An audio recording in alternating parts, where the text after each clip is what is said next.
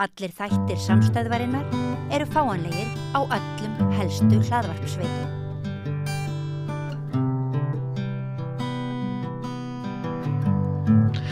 Góðan dag. Í dag höfum við fengið mjög góða gesti til okkar og ætlum að skyggnast inn í heim sem að, flestum okkar er hulinn en engu að síður nauðsynlegt að vita hvernig sá heimur og það er heimur þeirra sem eru blindir. Og hingað eru komið þau Brynja Artúrsdóttir og Halldór Sævar Guðbergsson. Fór ég ekki rétt með nafnið, Halldór minn? Jú. Já, og sem að bæði búa við það að hafa ekki sjón, en hafa þó haft hana einu sinni. Og mér langar aðeins að skyggnast inn í heim þeirra. Ég ætla að byrja á þér, Brynja. Hvenær mistir þú sjónina? Ég misti sjónina alveg þegar ég var 29 ára, en það átti sinn aðdraganda. Ég fekk bandvefsjúkdóm þegar ég var 16 ára og hann lýsti sig með augnbólgum og var líka í sinum og liðum. Og ég sá samt alveg 100%. Ég var með þrálátar augnbólgur, en þegar ég er tvítug þá tek eftir því þegar ég er að horfa á sjónvarpið að ég sá textan svo illa. Ég var á nærsýn, svo ég þurfti að fá glerugu og það háði mér alltaf ekkert, ég bara gekk allt og bergaði mér. Að 23 ára lendi ég í slysi og verði alveg blind á hægra auganu og 27 ára þá losna nethimnan skyndilega á vinstra auganu þegar ég lá inn á Landspítala.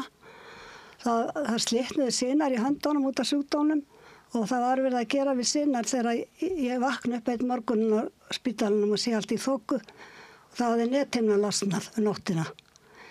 Og ég var send í augnaðgerð til Bretlands, bara beint upp á rúmuna á Landspítalanum rétt fyrir jól. Og ég þurfti að fara tvisvar, en samt var sjónin léleg því að það var komið skýin í augasteinin sem átti að fjarlæga síðar. En síðan lendi ég aðri slysi því ég var nýlárin 29 ára og þá var ég alveg blind. Þannig að þetta hefur átt sér ákveðin aðdraganda hjá þér. Já. Halldór, hvernig er þín saga? Heyrðu, hún er svolítið löng, þannig ég fæðist með ský á augasteinum og má segja að ég hafi verið blindur við fæðingu og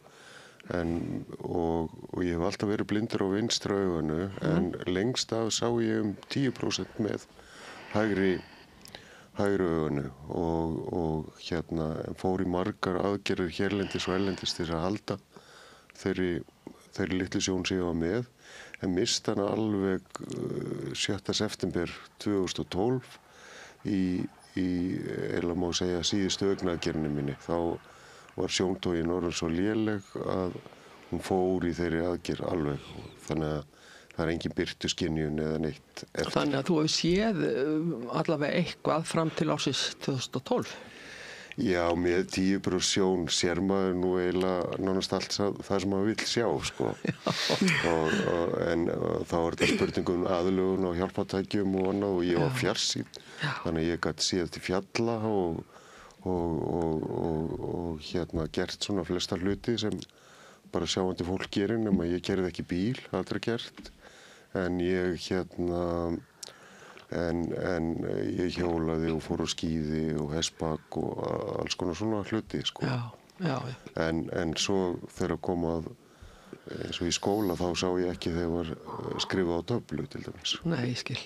En þá má líka spyrja í framhaldi af þessu, sko, þetta átti sér aðdraganda hjá okkur báðum, en þetta var þá ekki neitt svakalegt sjokk þegar þetta loksins gerðist, Brynja, að þú sást ekki neitt? Sko, þegar ég var 25 ára þá lá ég á Landakoti og missti skyndilega sjónina í 5 daga þá. Það gerðist eitthvað með það. Ég fékk hana aftur og eftir að þetta gerist þá gekk ég gegnum mikið sorgarferli og bara skólabókadæmi. En svo þegar þetta gerist svo síðar þá hélt ég alltaf að sjónin kæmi aftur eins og hún hefði gert því ég var 25 ára. Og hélst í vonina? Hélt alltaf í vonina. Já. Hvernig hefur ykkur gengið á vinnumarkaði til dæmis, Halldór? Já, ég sem sjónskertumanni þá gekk mér ágætlega með það. Ég menntaði mig sem íþróttakennara, útskrifast frá Íþróttakennaraskóla Íslands á Laugarvatni 1995 en fór þá strax að vinna hjá Blindrafélaginu sem markaðsfulltrúi og var að þjálfa sund hjá Íþróttafélagi Fallara í Reykjavík og líka hjá Íþróttafélaginu Ösp og en síðan 2000, ég fór 1 ár að vinna á Sólheim í Grímsnesi sem félagsmálaráðgjafi, félagsmálafulltrúi ætla ég að segja og sjá svona tómstundastarfi þar og síðan 2002 þá fór ég að vinna á Fjölmennt, fullorðinsfræðslu fatlaðra og var sviðsstjóri yfir íþróttasviðinu en 2005 þá byrja ný vandamál með sjóninu mína. Það var skipt horninu og þá varð ég að hætta íþróttakennslunni. Ég var að kenna mikið í sundlögum og mikil sýkingarætta og þá fór ég svona meira kannski í félagsmálinu. Ég var formaður Öryrkjabandalagsins 2008 til 2009 þannig í rauninu og síðan fór ég að vinna á stofnun sem var með mjög langt nafn, þjónustu- og þekkingarmiðstöð fyrir blinda og sjónskerta og fólk með samþætta sjón- og heyrnarskerðingu. Já, það og fékk vinnuna og ég gat sagt nafnið svona, en núna heitir þessi stofnun bara Sjónstöð Íslands. Sjónstöð Íslands, já. Og þú ert enn á vinnumarkaði? Ég er enn á vinnumarkaði en ég var alltaf, mjög fannst ég þurfa að vinna alltaf svona 130-40% til þess að ég veit ekki einhvern veginn að sanna sér. Maður var að byggja hús og taka þátt í lífskeiðakapphlaupi einhverju, sko. En þegar ég misti sjónina alveg þá finn ég bara að svona starfsþrekið er ekki eins mikið, sko. Og þannig að ég hef reynt að sníða mig svona stakk eftir vexti og eftir ég misti sjónina þá hélt ég bara áfram að vinna svona mikið og það endaði með að ég lenti bara á vegg með það. Og þannig í dag er ég að miða við að vera kannski svona 30-40% á vinnumarkaði. Já. Brynja, þú varst að vinna í töluvert mörg ár upp á Reykjalundi. Já, ég kom uppálega á Reykjalundi í endurhæfingu og endaði sem starfsmaður. Fyrst var ég á skiptiborðinu og ég var þar þegar sjónin fór og þá var mér boðin vinna sem deildarritari og ég var það tíma en síðan var mér boðið starf sem aðstofamaður félagsággjafa og ég var í því 26 ár og síðan hætti ég þar 2005 og sótti svo starf hjá Blindrafélaginu. Ég var atvinnumálafulltrúi þar í 3 ár og kynningafulltrúi var að halda fyrirlestra í ökurskólanum í Mjódd og í ýmsum grunnskólum og elliheimilum og hjúkrunarheimilum og síðan eftir 3 ár þá var ég hætti í atvinnumálum en starfaði við sem aðal trúnaðarmaður og það fólst í því að vera í sambandi við yfir 200 félagsmenn, 2 ári lágmark og suma oftar. Og svo var ég áfram með kynningarnar í skólanum. Þetta er ótrúlega fjölbreytt sem þið fengist við eftir að þið mistu sjónina. Maður spyr sig, er hægt að sinna öllum þessum störfum með enga sjón? Spyr ég nú eins og fávís kona? Ég ætla að segja, ég var í hlutastarfi, ég var í 50% starfi. Já. Því svo hef ég er það bara hálft starf hjá mér að þurfa að því út af þessum bandursjúkdómi. Þá þarf ég alltaf að vera í þjálfun. Ég bæði vatnsleikum með 2 í viku og sjúkarþjálfun og þjálfa mig sjálf 2 í viku. Halldór, hvernig gekk þér að vinna svona sjónskertur við all þessi fjölbreyttu störf? Jú, það er náttúrulega tæknin að hjálpa manni mikið. Við bæði vinnum mikið með tölvu og fáum upplýsingar í gegnum tölvu og það þarf kannski aðalega svolítið hlutina og vinna á öðruvísi þegar maður er sjónskertur en þegar maður er blindur og maður þarf að vera mjög skipulagður og það er svona sko, já, þegar ég nefndi 30-40% starf, ég geti nú kannski eins og Brynja nefndi hérna 50% starf. En svo maður hinn hlutan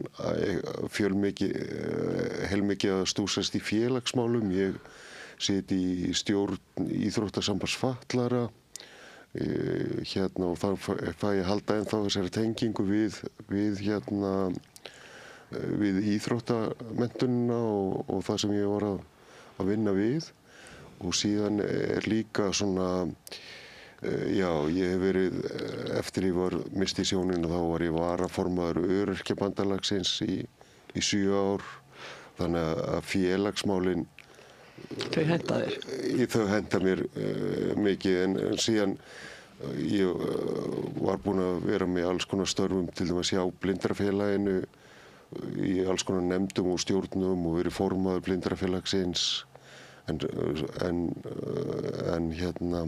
núna í dag ég svona, starfa ég sem trúnaðarmaður og sinni svipuðu starfi eins og Brynja gerði. Að hringi félagsmenn og miðla reynslu minni. Þetta svona jafningjastuðningur. Já. Skiptir gríðarlega miklu máli. Já, en fyrir þá sem ekki vita, ég meira að hugsa það þegar ég var í tölvusamskiptum við ykkur fyrir þennan þátt að þá hugsaði með mig, hvernig svara þau tölvupósti? Ég hugsaði með mér að þið væru með takkaborð sem að væru með blindraletri, en svo alls ekki.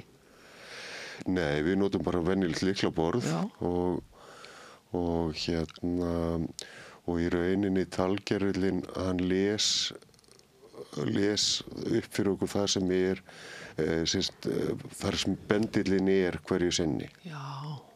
Og fer þannig yfir í rauninni skjalið sem við erum að vinna með eða tölvupóstana. Þetta þá orðið þannig, Brynja, að blindraletrið eiginlega bara á undanhaldi? Það hefðbundan blindraletur? Sko ég ég með punktaletur skjá við tölvuna og talgervil, en ég miklu fljótar að hlusta á talgervil, en ef ég heyra ég hef slegið eitthvað af villu, þá get ég leiðrétt. Og ég nota punktaletur alveg heilmikið við merkingar og ég svo gamaldags að ég fer alltaf með tossalista út í búð, þá ég með á puntaletri. Og svo ég með merkingar heima og kryddum og geisladiskun sem ég enn að nota. Og þannig ég vil alls ekki hætta að nota það. Ég lærði það á sínu tíma út í Bretlandi. Ég fór í endurhæfingu til Bretlands eftir ég misti sjónina. Og þannig ég vil endilega halda í það. Þú getur prentað út á blindraletri sem þú fer með út í búð? Já, ég með punktaleturs ritvél. Já, einmitt. En þú sagðir áðan, ég merki kryddbaukana og þá hvarflar hugurinn því hvernig það yfir höfuð hægt að gera öll þessi eðlilegu heimilisstörf og verkefni sem við hinn sjáandi gerum dagstaglega án þess að hugsa okkur Hvernig til dæmis velur þér þessa fallegu grænu peysu sem þú ert í núna? Ég náttúrulega með aðstoð sem fer með mér í búðin. Maður fer ekkert einn í verslanir. Nei. Hvorki í kjörbúðina en fattabúðir. Og ég hef verið heppin að hafa góða í kringum mig og hjálpað mér að velja föt. En það svo skrítið að þegar maður mátar föt og veit hvað litur og þá maður finnur alveg hvort þetta fer mann eða ekki. Já, það tilfellið, já. Já. En heima þegar þú ert að fara inn í skápinn þinn, ertu þó með ákveðið system þar sem að... Ég þekki mikið af peysum og ég þekki þar alla bara með snertingu, en ef ég á til dæmis 2 eins, þá ég með litaskynjara sem ég get sett á. Það svona eins og lítið tæki sem að ég ít að taka og þá segir hann hvað litur á flíkinni. Allt nú til. Svo ég með alla svörtubólina í einni skúffu, svarta sokka í poka og ég svona reyna sortera það eins og bólir geta litið seipað út. Já, nú veit ég út búin að búa á sama stað í mjög langa tíma, en ertu alveg orðin, hvað ég segja, eins og sjáandi manneska innan þinnar eigin íbúðar? Algjörlega. Ég kem inn, ég náttúrulega fyrir alltaf með hvítastafinn út, en svo leiðu ég kem inn, þá ég með snaga á bakvið hurð og hann fer bara þangað og ég þekki náttúrulega hvert krók og kima heima hjá mér. Það hlýtur að vera ákaflega mikilvægt einmitt að setja hlutina á sína réttu staði. Það er mjög jákvætt að vera skipulagður og ég var svo heppin að vera frekar skipulagð og svo náttúrulega bara jókst það því að það tekur svo mikinn tíma að vera að leita hlutum að maður setur það ekki á sinn stað. En er það tilfelli, Halldór, sem ég hef heyrt að þegar að fólk missir sjónina að þá eflast önnur skinnfæri eins og til dæmis heyrnin? Maður nýtir hana betur en kannski sjáandi fólk. Þegar við skynjum heiminn svolítið gegnum eyrun og líka með snertingu og lykt og svona. Og mér fannst til dæmis bragðskynið aukast þegar ég misti sjónina. Já. Og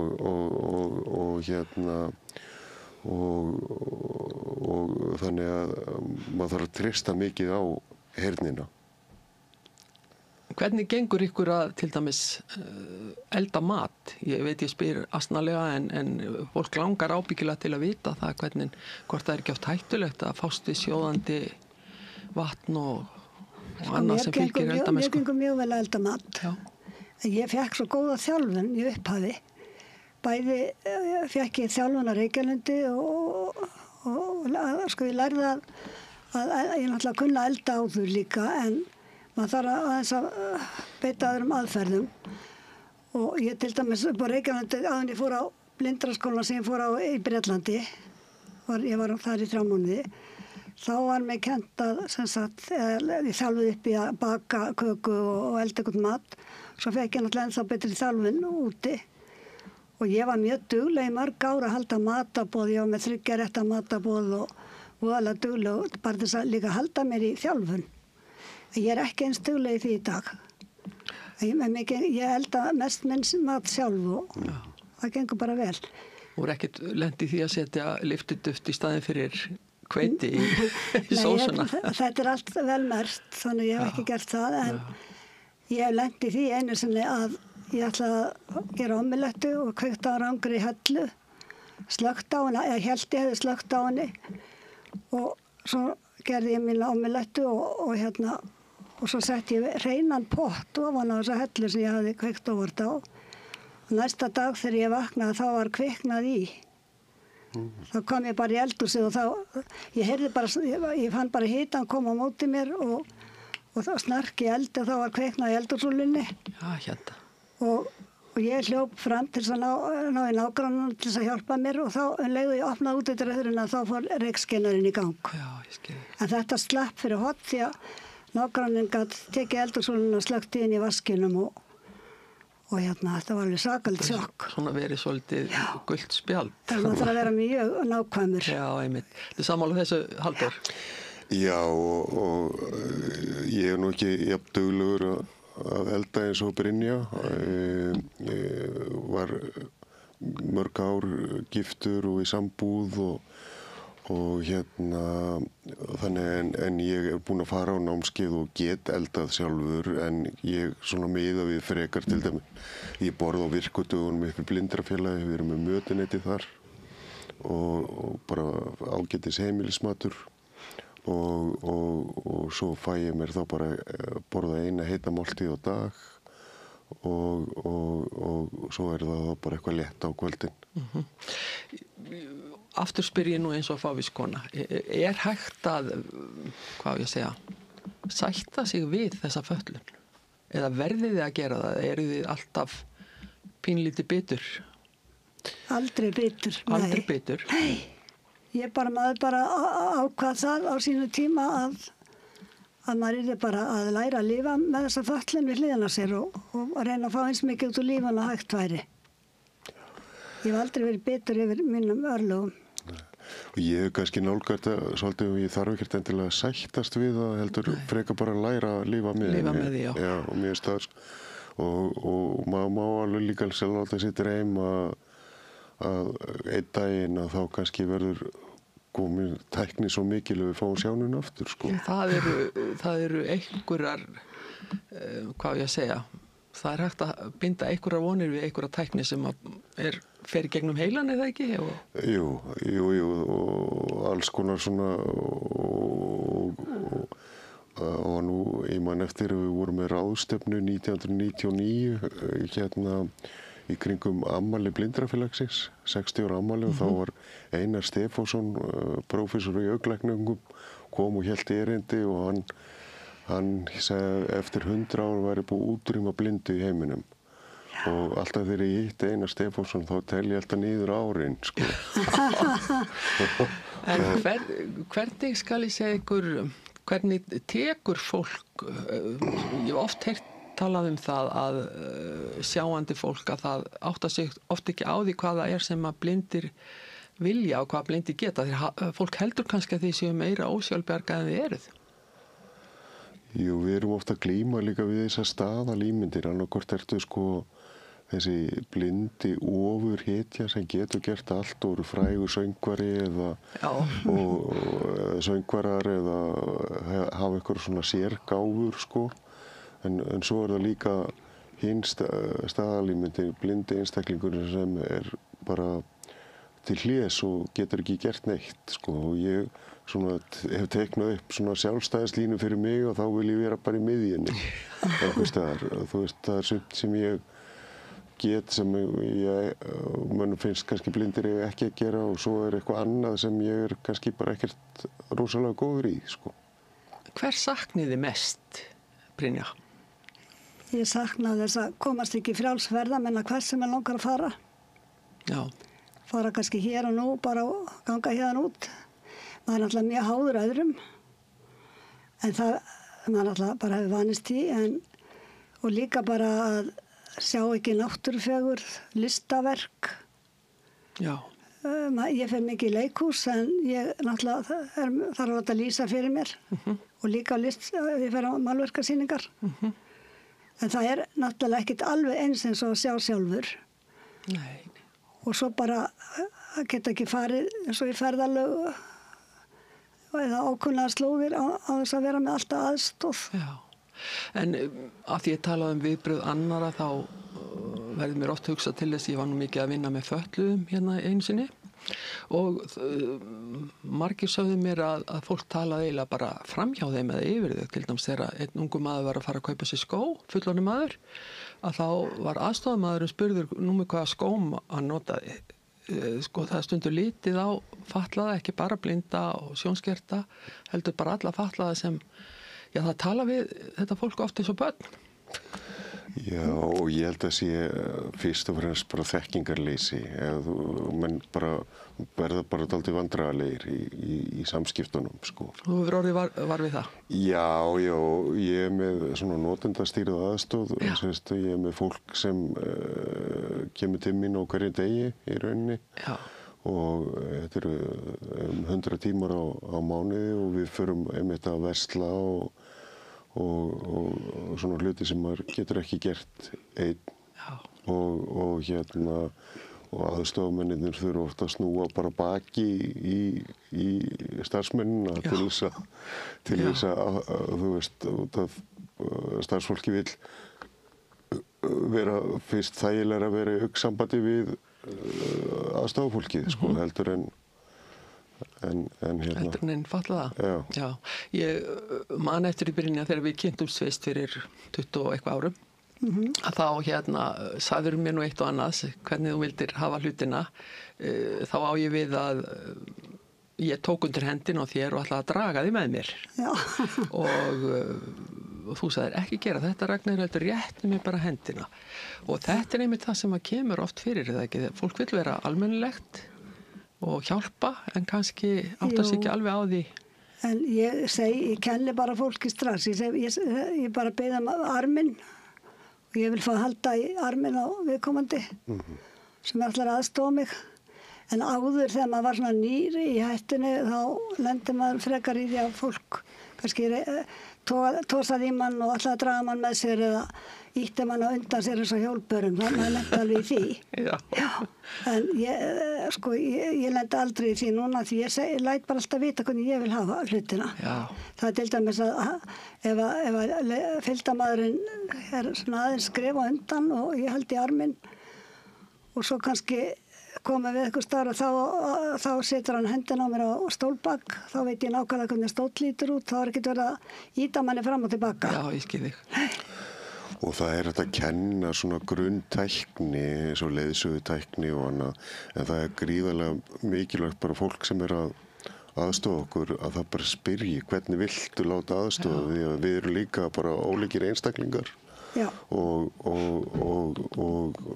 eitthvað sem hendar Brynju það þarf ekkert endilega að henda mér og öfugt. Sko. Svo getur líka verið bara að fólk verði of hjálpsamt og ætli bara reynilega að taka völdin. Halda því séu kannski meira á Sólberga en þið eruð.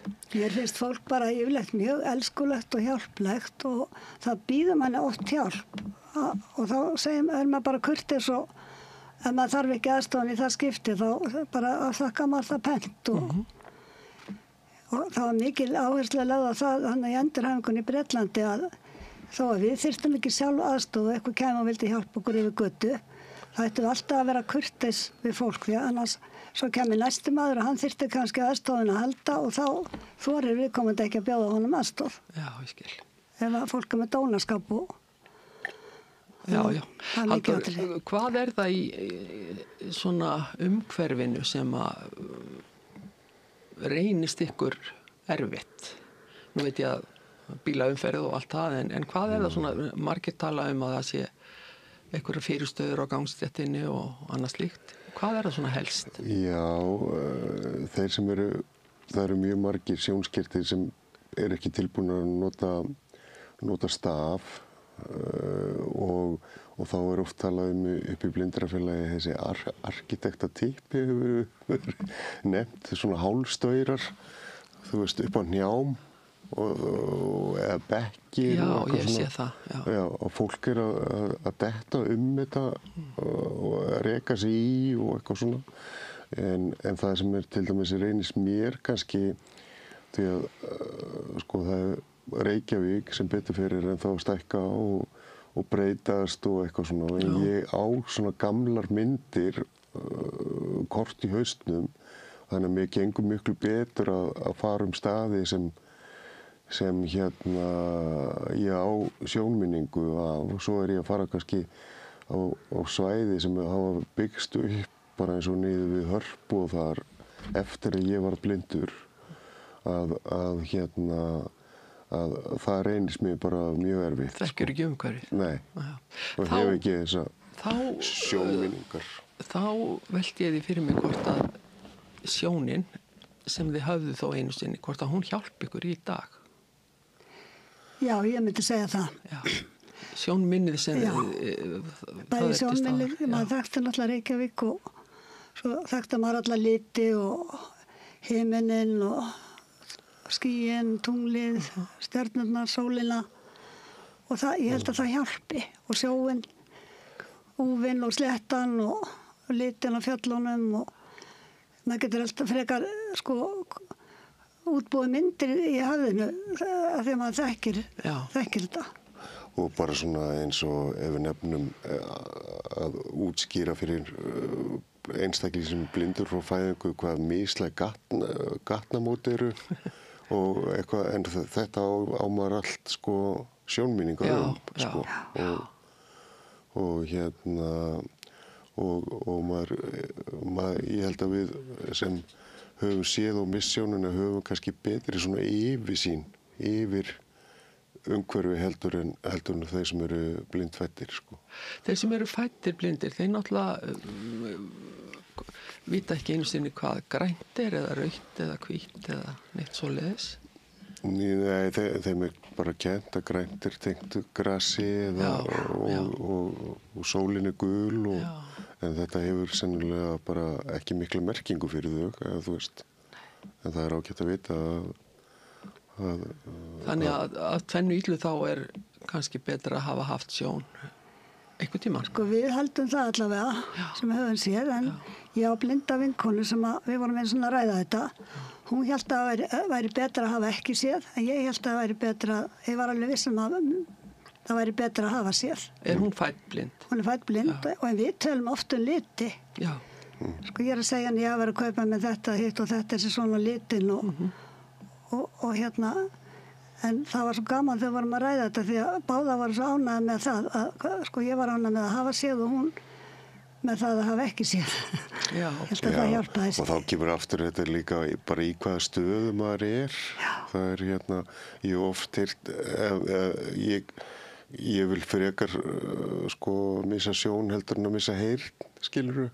Segir fólk þetta? Já, og ég á vini sem eru heyrnarskertir heyra mjög illa og þeir segja að munu freka vilja missa heyrnina heldur en sjónina, skilur. Já, nú... Nei, missa, já, þau vil alls ekki missa sjónina. Sko. Já, nú er til dæmis hafa heyrnalausir, alveg heyrnalausir, þeir hafa sagt að það sé svo mikið einangrun einmitt. Já. Ég hefði mikið freka vilja, sko, ef ég hefði fengið að ráða, mér hefði verið boðið upp á að verða heyrnalaus eða blind, ég hefði valið að vera blind. Já, hugsa sér. Já. Vegna þess að, sko, þá er maður svo einangraður frá, sko, heyrnalaus, maður er einangraður frá því að spjalla við fólk og horfa á, hlusta á útvarp og hlusta á tónlist og... Nú veit ég að þú hefur ferðast víða veröld, Brynja.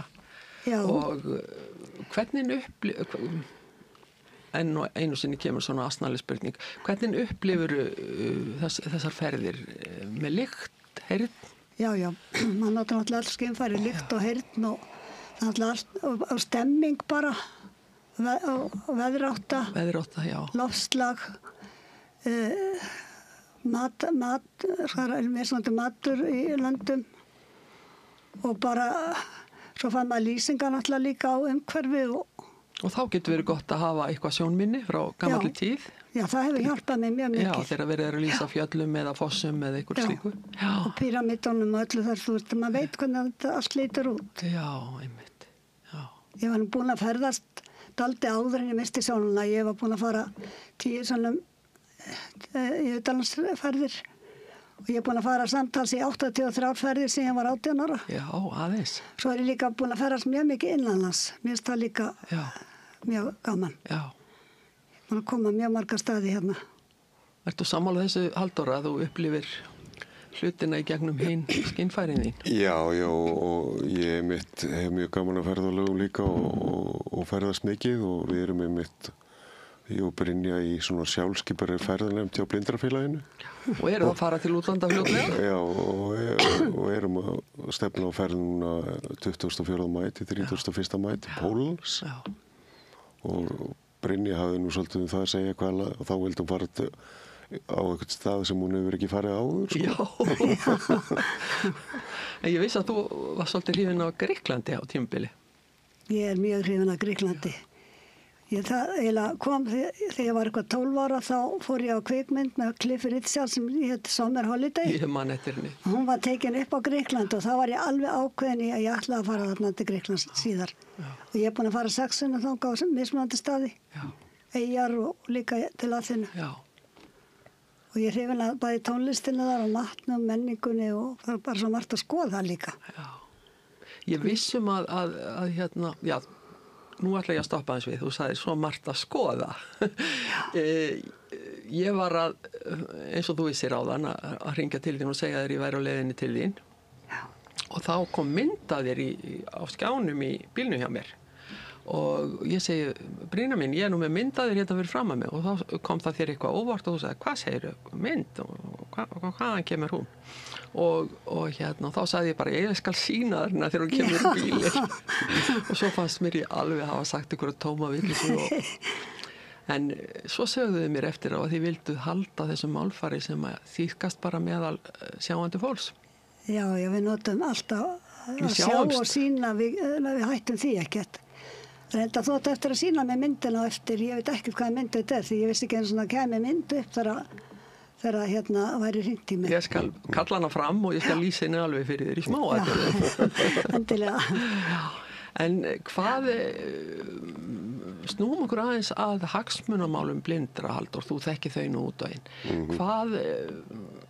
Hvar kreppir skóinn helst, svo ég noti nú þessa klísukendu setningu?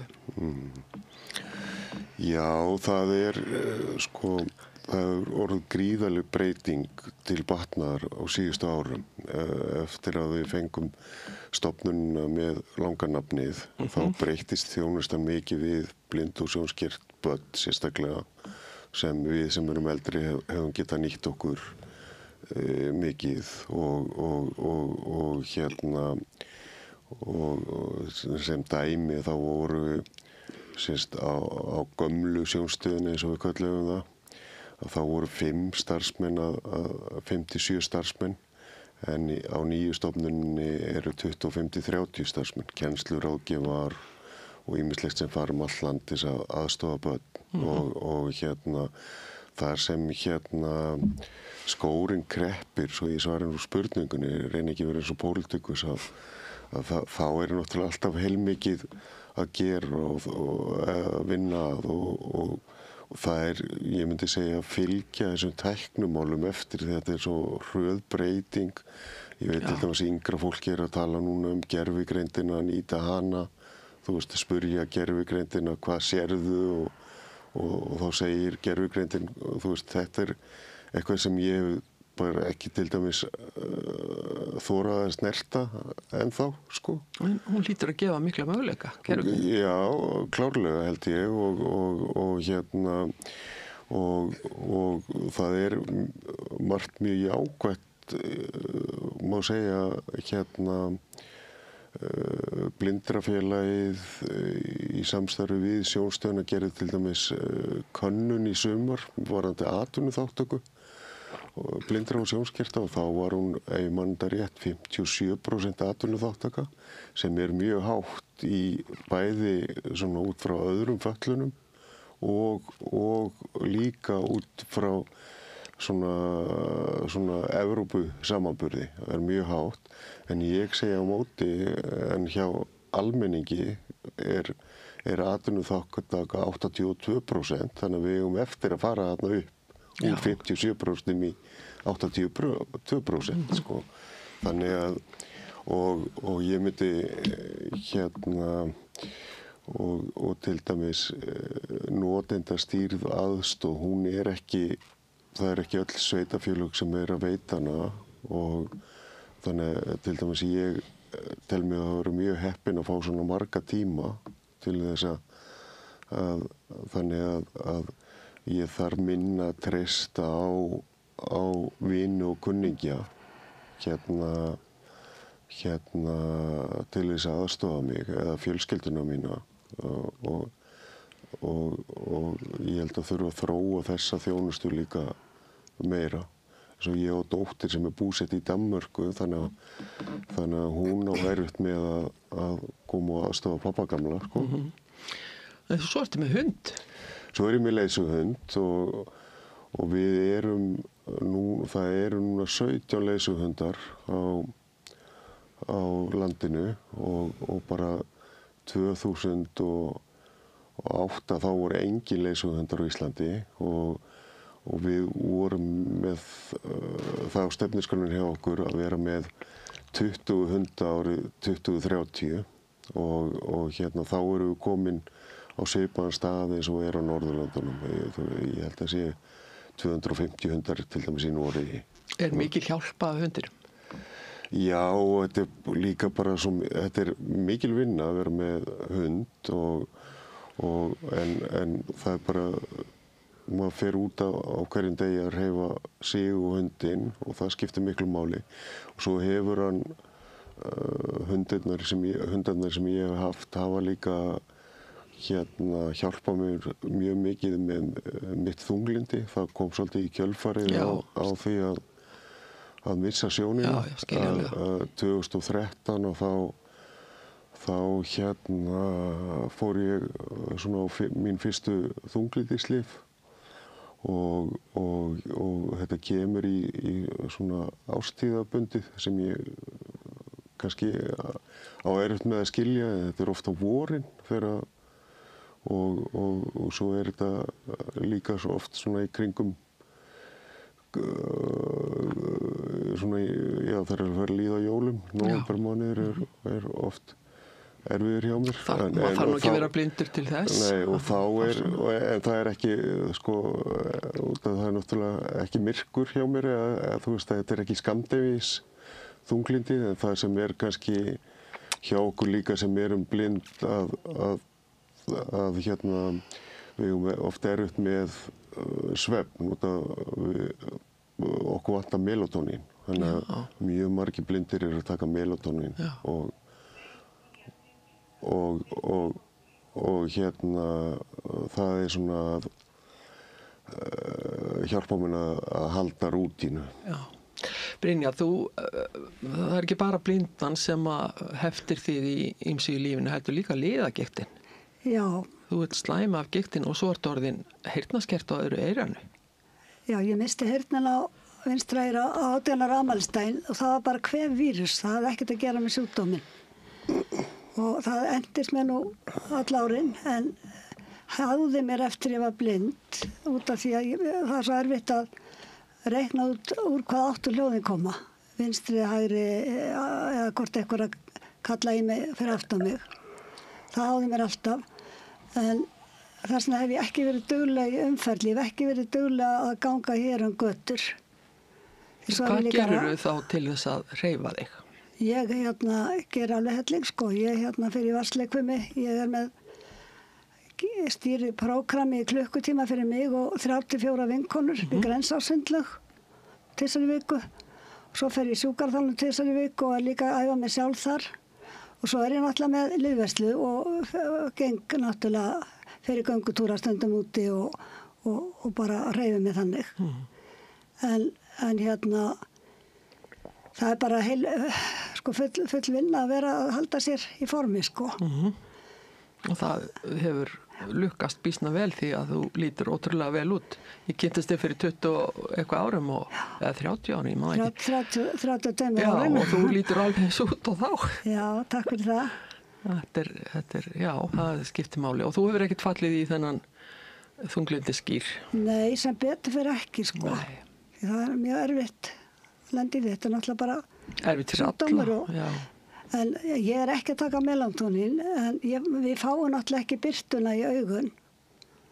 Sko, þegar við sáum ekki neitt. Það er sagt að maður þurfi birtu í augun til þess að líka með framleiði melatonín. En ég sef stundum vel og stundum illa. Bara svo gengur að gerist. Svo gengur að gerist, sko.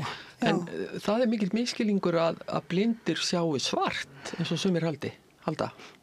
Algjör miskilningur. Það er ekkert. Núna er til dæmis bara mjög bjart hjá mér. Nú er bjart hjá þér, já. Hvernig er hjá þér, Halldór? Það er svona frekar, svona sem ég myndi segja að væri dimmt hjá mér, sko. Já, ok. En svo getur það bara breyst eftir klukkutíma og það er orðið mjög bjart, sko. Það er svona, og það er fyrst þegar maður missir sjónina þá voru koma svona litir, rauður og grænn litur, einhverja línur, eða var þannig hjá mér, sko. Og það er allt horfið, sko. En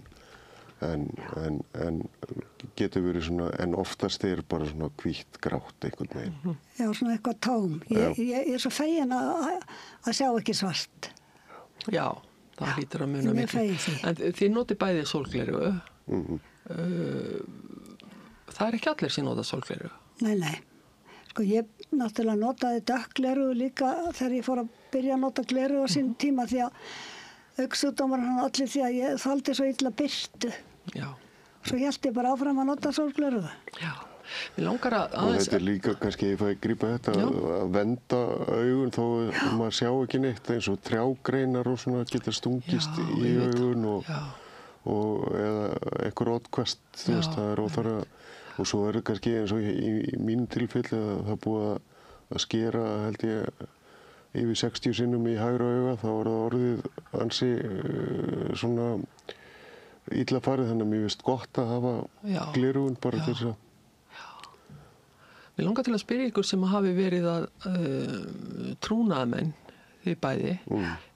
Hvernig reynslu hafið þið að því að fólki sem verður skyndilega blind? Hvernig tekur fólk þessu? Það er kannski erfitt fyrir ykkur að svara því, en er þetta bara Er þetta eitthvað sem fólk tekur langan tíma að venjast? Það er mismunandi. Já. En auðvitað er þetta mikið áfall fyrir alla sem missa sjón. Og ekki síður þegar fólk er orðið fullorðið. Ekki síður. Já, það er ekkert síður þó. Nei, því það er oft erfiðara að tilengja sér og læra kannski að gera hlutina á annan hátt. Já, einmitt.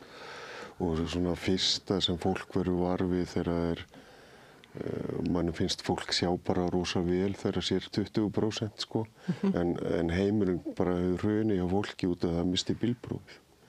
Gat ekki keyrt. Það er oft svona mikil frelsissvipting og fólk talar það sé, það finnst það erfitt og svo þegar fólk er að taka fyrstu skrefin að nota hvítastafinn, það finnst það dálítið vera, þú veist, já, nú er ég orðin og allir vita að ég er orðin blindur sko, og við erum alltaf að hvetja fólk að nota mikið öryggi að nota hvítastafinn en fólki finnst þetta að vera oft rosalega þung skref að stíga. Svolítið viðkvæmt fyrir því að fötlunni sjáist utan á Ég man að mér fannst mjög erfitt að bara taka hvítan staf í hand fyrst. Bara sjálfsmyndin hrundi. Ég var 27 ára því ég baði hvítan staf að því að ég sá svo illa frá mér, bara framöndan. Og ég man þetta var mjög erfitt og flestir tala þetta og bara vilja ekkert byrja að nota hvítan stafinn fyrir bara í neyð. Og í sambandi við bílprófi sko, þá leið og sjónin fer niður fyrir 50% á betra auganu, þá missir fólk bílpróf. Já, og það var einmitt, ég var vörfið það eins og Halldór að það var mikið áfall. Þessi frelsisgerðinga get ekki vita bílnum fyrir utan hús og geta farið hver sem fólk þurft að fara. Vel. Og ég nú oft sagt við fólk sem er að taka þetta skref að fara að nota hvítastafinn að ertu kannski byrjar að vekja meiri athygli á þér að nota stafinn ekki, þú ert að rekast á fólk, þú ert að detta og lenda bara í alls konar hremmingum og þá sjá allir að það er eitthvað að sko og jafnvel bara, já, þessi er svona rosalega drukkin. Þannig að ég byrð ofta að reyna að horfa á að þú veist, þetta er bara rosalega gott og einfalt hjálpartæki og fer lítið fyrir því og margar típur af því til og Ætti að brjóta þetta saman og stinga svona í veskið. Já. Ég fer aldrei út úr húsi nema með hvítastafinn þó ég sé að fara með einhverjum sem ég leiði. Þannig að fólk sé ekki að rekast utan í mig og viti það að þarna er blind mannski á ferð og bara sé ekki að sko þá fólk tekur stóran sveig fram hjá manni. Og ég veit að þó nokkrir hafa sko byrjað að nota hvítastafinn sem þeir fara til útlanda. Já, það sem enginn þekkja. Það er algert. Já, það er. Mér langar að spyrja ykkur svona lokum, krakkar, hvað myndu þið ráðleggja þeim sem eru í sömu sporum og þið voruð á sínu tíma? Hún er að missa sjónina. Er hægt að gefa ykkur ráðleggingar? Já, það er kannski ekki svo auðvelt að gefa ráð. Nema það bara að setja sig í samband við Blindrafélagið. Blindrafélagið er, sko, ég þekki ekkert félag sem er eins öflugt í félagsstarfi eins og Blindrafélagið og það með þessa trúnamanna þjónustu að fá sinn trúnamann og sín viðtöl eða símtöl til þessar ári og svo er bara mjög mikið að gerast í félaginu og svo náttúrulega bara að sko, leita sér alla þeirra hjálpa sem hægt er að fá. Sammála þessu, Halldór? Já, og reyna að halda áfram að gera það sem fólk var að gera þegar það var með sjónina. Þú veist, ég hef heyrt kannski að fólki kemur maður upp í hugan á mig núna sem var mikið í hestum og var án sjónskirtur og þá bara ákvaðan bara losa sig við þetta allt saman og sér svo eftir því í dag. Hann hefur kannski ekki þurft að, þú veist, það er svolítið að anda inn í aðstöðurnar og reyna að finna út úr hlutunum. Blindir geta gert flest af hluti bara með aðlögun sko. Og leita sér hjálpar og leita sér jafningjastuðning og það eru til bara fjölmargar fyrirmyndir og ég sagði nú ég hef séð góðar fyrirmyndir og slæmar fyrirmyndir. Það að segja að maður sér eitthvað sem mjög bitur eða og erfitt með að handla nýjar aðstæður og þá hugsa maður ég ætla ekki að vera svona. Og það sem við kannski búum að bæði Brynja að ef einhver sem hefur fengið aðlögun að þessu þá eru við þannig en ég skil alveg fólk sem veit ekki einu sinni hver blindrafélagi til húsa þegar að missi sjónina skyndilega að það er erfiðara fyrir það að takast á við þetta heldur en okkur sem hefur kannski búin að lifa og hrærast í þessum heimi. Þú veist, þegar ég 17 ára og flytja heiman og flytja í hús blindrafélagsins og í menntaskólum á Hamralíð og þá var ég að hitta fólk sem var blind og það var bara mikil kennsla og lærdómur í því fyrir mig, sko. Ætli þetta sé ekki svona svipað og ég heyrði viðmælanda minn hér einu sinni segja með sorgina að hún hverfur aldrei en maður lærir að lifa með henni. Ekki svolítið svoleiðis, maður lærir að lifa með fötluninni. Jú, maður lærir það. Og svo til dæmis í sambandi við það eru stór skref og þung skref fyrir fólk að gangin í hús blindrafélagsins. Ég veit að það eru margir bara sem vilja ekki. En mér finnst líka að hjálpa mér bara, maður hefur eignast fullt af vinum í blindrafélaginu og þar jafningastuðningurinn náttúrulega heldur betur. Það eiginlega allir sem segja það, jafningastuðningur sé það mikilvægasta, hvort sem það líkamleg fötlun eða krabbamein eða blinda eða hvað það jafningastuðningurinn mikilvægur. Að lokum, hvað ætlið að fara að gera í dag? Brynja, hvað ætlar að fara að gera í dag? Ég á von á liðsmanninu mínum í dag og ég er ekki alveg búin að ákveða hvað við ætlum að gera. Nei. En við gerum örugglega eitthvað. Ég var ekki að versla í einhverja matvöru og kannski finna við einhverja sýningu sem við getum kíkt á. Aldrei dauður tími hjá þér? Nei. Ég bý hann til ef hann Já. En þú, Halldór?